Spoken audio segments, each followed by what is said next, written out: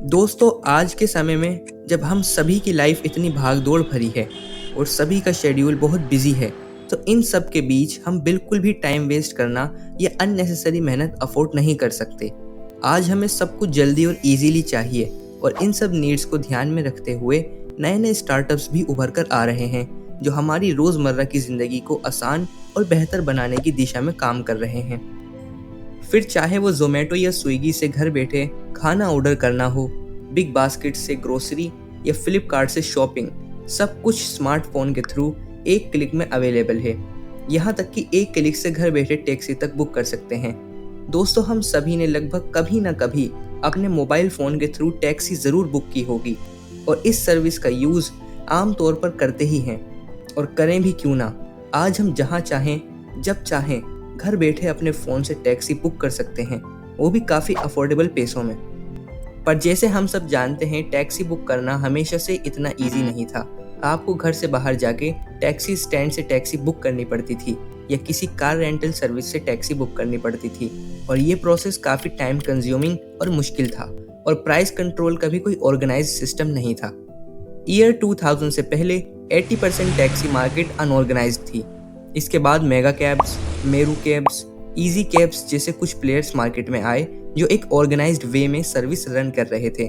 But फिर भी 50% से ज़्यादा टैक्सी मार्केट अनऑर्गेनाइज्ड थी, क्योंकि ये कंपनीज छोटे स्केल्स पर ही सर्विस प्रोवाइड कर रही थी।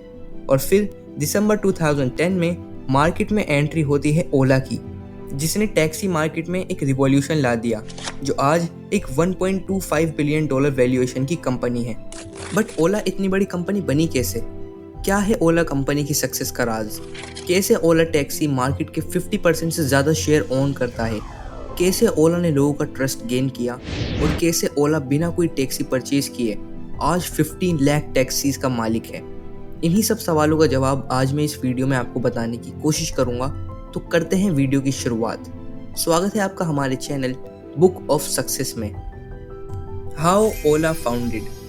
तो कहानी की शुरुआत है जब एक IITian भवेश अग्रवाल को अपना स्टार्टअप शुरू करने का जुनून सवार होता है, और वो शुरू करते हैं olatrips.com, जो बेसिकली टूर पैकेजेस प्रोवाइड कराती थी।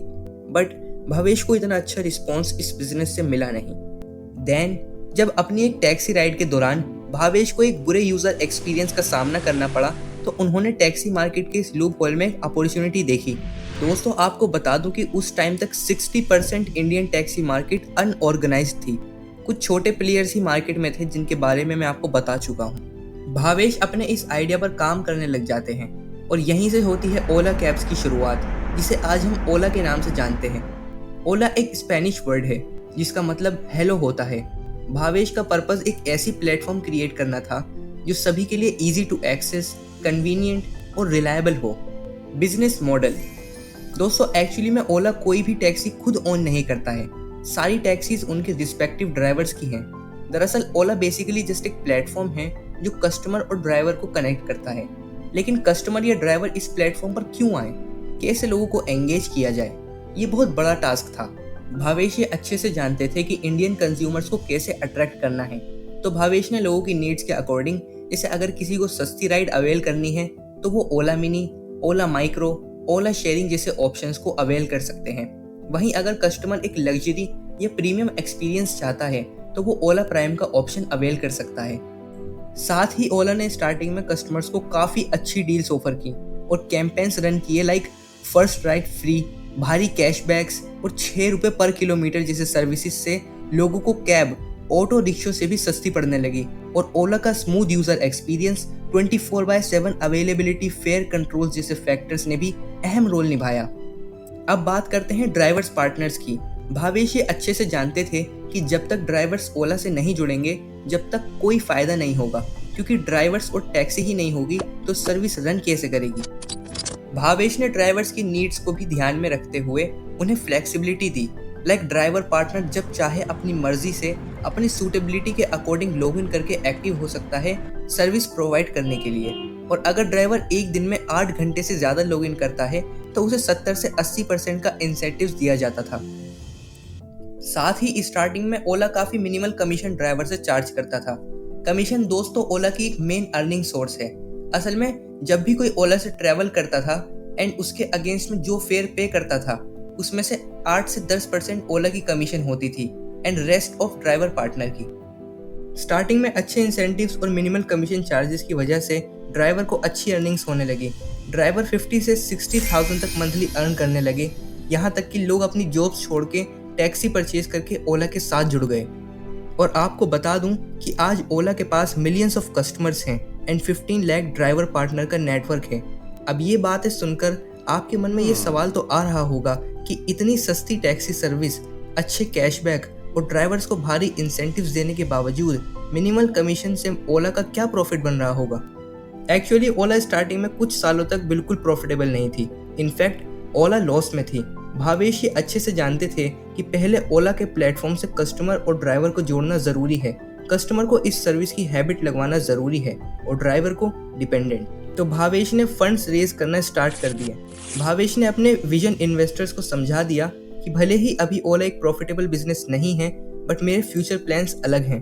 फंडिंग से मिले पैसों को भावेश ने cashback, free rides promotion campaigns और इंसेंटिव्स में खर्च कर दिए प्लेटफॉर्म पे एंगेजमेंट बढ़ाने के लिए, और वो इसमें सक्सेसफुल भी हुए। और बाद में धीरे धीरे ओला ने फेयर्स इंक्रीज करने शुरू कर दिए। अब जब लोगों को एक स्मूथ यूज़र एक्सपीरियंस की आदत लग चुकी थी तो लोगों ने फेयर्स की बढ़ोतरी पर ज़्यादा आपत्ति नहीं जताई। वहीं दूसरी तरफ ओला ने ड्राइवर के भी इंसेंटिव धीरे धीरे 70 से 60, 50, 40, 30% और आज की बात करें तो ये इंसेंटिव सिर्फ 20 से 22% रह गए हैं। और साथ में ओला ने कमीशन चार्जेस भी बढ़ा दिए। जहां ओला पहले 10% कमीशन चार्ज करता था, वहीं आज 15 to 20% चार्ज कर रहा है।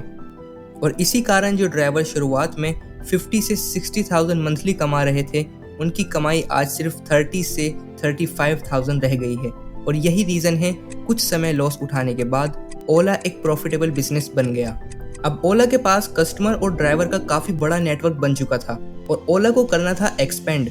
तो ओला ने और सर्विसेज ऐड करना शुरू किया, जैसे कि कॉरपोरेट पार्टनरशिप। इस सर्विस की हेल्प से जो कंपनीज अपने एम्प्लॉयज़ को ट्रांसपोर्टेशन फैसिलिटी प्रोवाइड करती थी, वो ओला से टाई अप करके ओला के थ्रू ये सर्विसेज अवेल करने लगी।